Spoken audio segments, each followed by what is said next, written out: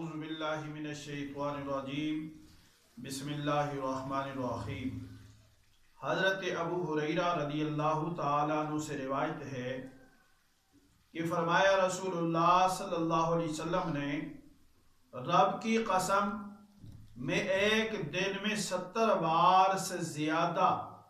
رب تعالیٰ کی بارگاہ میں مغفرت مانگتا ہوں اور اس کی بارگاہ میں توبہ کرتا ہوں۔ توبہ اور استغفار نماز کی طرح عبادت بھی ہے اور اسی لیے رسول اللہ صلی اللہ علیہ وآلہ وسلم اس پر عامل تھے، یا یہ عمل ہم گناہگاروں کی تعلیم کے لیے ہے، ورنہ حضور صلی اللہ علیہ وآلہ وسلم معصوم ہیں،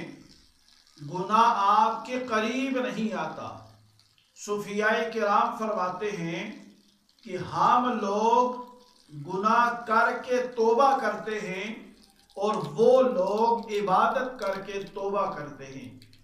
سبحان ربک رب العزت عما یصفون وسلام علی المرسلین والحمد